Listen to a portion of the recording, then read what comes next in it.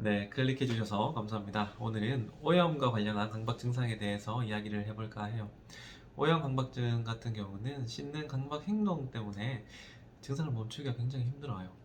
씻는 행위를 할 때 굉장히 극도로 집중하게 되고 또 몰입된 상태로 들어가다 보니까 중독성이 굉장히 셉니다. 그래서 더 벗어나기 힘든 게 아닐까 싶어요. 그래서 오염 강박이 있으신 분들이 가끔 상담하다가 이렇게 물어보십니다. 다른 사람들은 보통 어떻게 씻는 거죠? 뭐 이런 식이죠. 그러니까 어떤 생각의 차이가 있는지를 궁금해 하시는 겁니다. 물론 오염 강박이라 할지라도 사람에 따라서 구체적인 증상은 천차만별이에요. 무엇을 오염되었다고 느끼는지는 개인별로 다 다른 거죠. 그리고 씻는 강박 행동 역시 조금씩 생각하는 방식 혹은 믿음이 다릅니다. 사람마다 씻어야만 하는 이유가 조금씩은 다르다는 의미죠. 하지만 분명한 것은 강박증이신 분들과 일반적인 분들이 오염과 씻는 행위에 대해서 믿음의 차이가 있더라는 거예요. 씻는 행위에 대한 부여한 그 믿음이 다르기 때문에 극도로 많은 시간을 씻어야만 하는 상황에 처하게 되는 겁니다. 그래서 오늘은 오염과 씻는 행위에 대해서 강박증이 없으신 분들과 강박증이 있는 사람이 어떤 믿음의 차이가 있는지를 제가 세 가지만 한번 추려서 이야기를 해볼까 합니다. 우선 첫 번째는 오염된 부분이 전염이 되는 방식의 차이가 있어요. 더 정확하게는 더러움이 접촉으로 인해서 복사가 된다고 해야 될까요? 그 복사가 되는 농도의 차이입니다. 강박증인 경우는 자신이 오염되었다라고 느끼는 부분이 무언가가 접촉을 하면 정말 100% 복사되듯이 이동한다라고 느껴요. 여기서 농도의 차이가 일반적인 경우와 큰 차이가 나곤 합니다. 예를 들어서 강박증인 사람들이 느끼는 접촉으로 이동하는 농도는 좀 뭐랄까 우리가 대변을 넣었을 때 똥이죠. 그것과 관련해서 그만큼이나 강하게 느끼시는 것 같아요. 누구나 똥이 자신한테 묻으면 당연히 더럽다고 느끼고 씻어야 할 거예요. 그만큼 큰 감정을 느끼기 때문에 그렇게 복사되듯이 100% 이동한다라고 느끼는 거죠.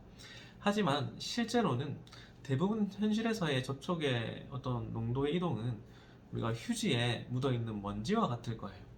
책상 위에 있는 먼지를 휴지로 닦았다라고 생각을 해보죠. 그 휴지로 내 손을 살짝 건드린다고 해서 그 먼지가 그대로 내 손으로 다 옮기지는 절대로 않을 겁니다.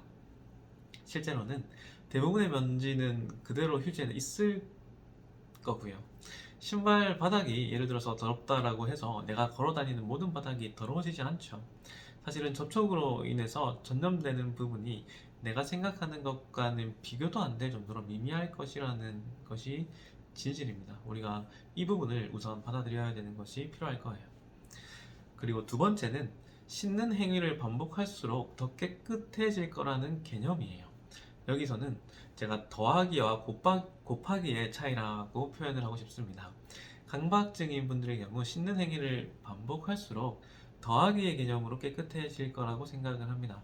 한 번 씻으면 10%, 두 번 씻으면 20%, 세 번 씻으면 30% 이런 식으로 많이 씻으면 씻을수록 당연히 더 깨끗해진다라는 믿음을 가져요. 하지만 저는 실제로는 곱하기의 개념이 더 맞지 않나라고 생각을 합니다. 뭐 예를 들어서 한 번 손을 세정해서 더러움이 90%가 사라진다면 두 번 씻으면 남은 10%의 90%가 사라지는 방식인 거죠. 쉽게 수치로 표현을 해보면 처음 시작이 100의 더러움이다. 그러면 한 번 씻을 때 90의 더러움이 사라지고 10이 남겠죠. 그리고 두 번째는 9의 더러움이 사라지고 1이 남을 겁니다. 그리고 세 번째는 0.9의 더러움이 사라지고 0.1이 남는 방식이에요. 실제로는 한 번 씻을 때 99% 오염된 부분은 사라질 것이기 때문에 사실 두세 번만 씻어도 그 이후부터는 추가로 씻는 것에는 큰 의미가 없어져야 됩니다. 하지만 마음은 여러 번 반복하면 더하기의 개념으로 더 깨끗해진다라는 착각을 불러일으키는 거죠. 이게 두 번째 차이입니다. 세 번째는 씻는 과정에 대한 관점의 차이예요. 과정을 검열하느냐 아니면 결과를 검열하느냐라고 제가 표현을 하고 싶습니다. 씻는 시간이 늘어나는 이유 중 하나는 씻는 과정 속에서 내가 해야 되는 어떤 원칙이나 절차가 늘어나기 때문이에요. 놓치는 부분 없이 완벽하게 씻기 위해서 절차와 규칙을 만들어내고 그 절차대로 하지 못했을 때 처음부터 다시 해야 되기 때문에 시간이 극도로 늘어나는 겁니다. 반대로 일반적인 사람의 경우는 씻는 과정에 대해서 특별히 검열하지 않아요. 그냥 무아지경에 빠져서 씻는 거죠. 그리고 손을 씻는다고 생각해 볼 때 손을 잘 씻었는지 확인하고 검열하기 위해서는 손 전체에 비누와 같은 거품이 제대로 묻었는지를 확인하고, 마지막 결과적으로 물로 인해서 그 거품이 사라졌는지, 그리고 비누의 느낌이 사라졌는지, 그 결과적인 감각을 활용해서 검열을 합니다. 여기서 중요한 게 감각을 활용해서 결과를 검열한다는 거예요. 시각적으로 거품이 사라졌는지, 그리고 손의 감각적으로 비누의 느낌이 사라졌는지에 대한 결과를 가지고 제대로 씻었는지를 판단한다는 거죠. 그런 절차를 제대로 지켰는지를 기억하는 방식이 아니라는 겁니다. 실제로 우리가 감각은 우리가 현실을 가장 잘 반영하고 가장 확실할 수 있는 가장 훌륭한 검열 수단이에요. 우리는 이걸 믿어야 됩니다. 하지만 강박증이신 분들의 경우는 감각적인 결과를 가지고 판단하는 것이 아니라 이성적인 사고를 가지고 중간 과정을 검열하려고 해요.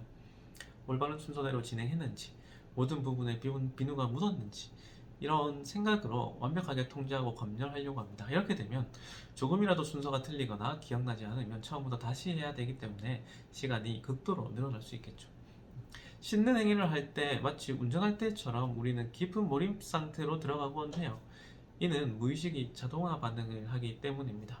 원래 습관대로 하던 것이기 때문에 따로 의식적으로 검열하지 않아도 괜찮아요. 하나하나 신경 쓸 부분이 아니라 하던 대로 그냥 하면 됩니다. 굳이 과정을 검열하지 않아도 괜찮은 이유죠.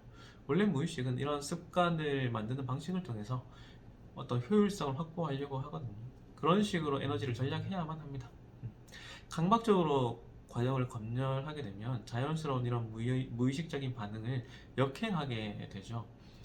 무의식적 자동화 반응을 필터링을 하고 의심하고 확인하는 것은 본능을 역행해야 되는 부분이다 보니까 에너지 소모가 굉장히 심해져요. 그렇기 때문에 감각을 통해서 결과를 검열하는 것으로 우리가 만족하는 것을 좀 배워야 됩니다.